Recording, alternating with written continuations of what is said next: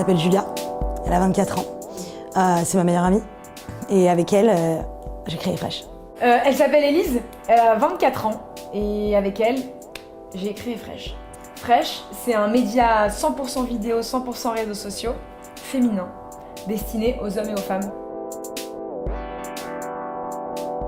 Ce qu'on attend d'un jeune artiste qui commence, c'est avant tout de l'originalité. En fait, si c'est un artiste qui fait de la musique, par exemple, c'est vrai qu'il y a certains formats qui marchent mieux que d'autres sur les réseaux. S'il est assez inconnu, c'est vrai qu'une cover, une reprise va toujours un peu mieux marcher, mais il faut toujours qu'il se genre, détache de l'original et qu'il soit le plus original possible. C'est ce qui buzz en fait le plus et c'est ce que les gens attendent.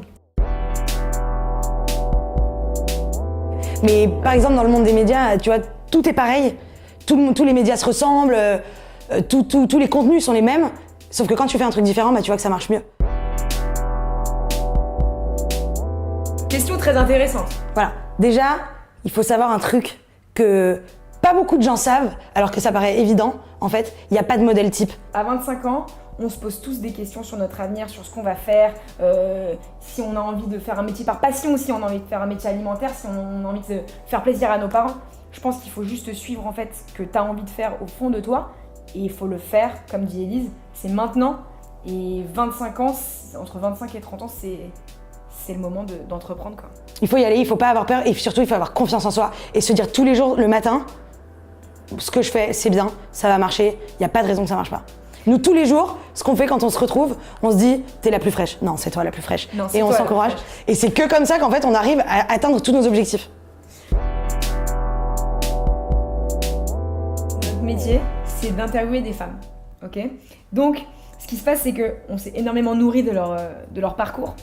Et en fait, toutes les femmes qui ont des choses à dire bah, finissent par oser le dire.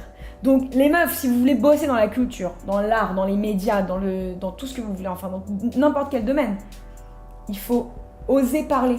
Et il faut oser jouer des coudes. Il faut prendre son destin en main. Voilà. C'est génial qu'il y ait de nouvelles initiatives comme ça qui se créent, qui te permettent de te construire et de te structurer de façon différente que soit en te payant une école à 10 000 balles, soit en t'inscrivant à la fac et en séchant les cours, comme moi je le fais personnellement, avec des parcours qui ne sont pas adaptés à toi. Donc vraiment, bravo, Psartec.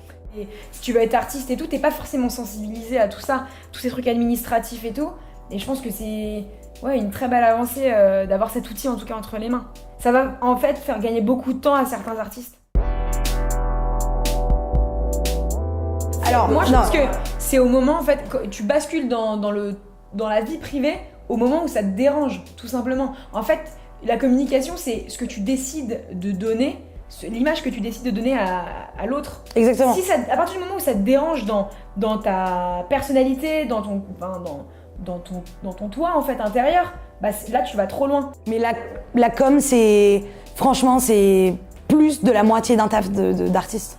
Mais plus que la musique, il y a des chanteurs, c'est des stars, ils chantent comme des merdes. Ils chantent trop mal, tu te dis attends pourquoi lui il est là? Mais il a tellement une com de ouf qu'en fait on l'adore. Les gars, bougez-vous le cul. Les gars, bougez-vous le cul, votre destin, il est entre vos mains, ok? Donc si vous voulez tout simplement vous lancer et peut-être y arriver, ce serait pas mal, rendez-vous sur Monsieur Manager. Il n'y a pas d'autre solution. Sinon vous mourrez. Non.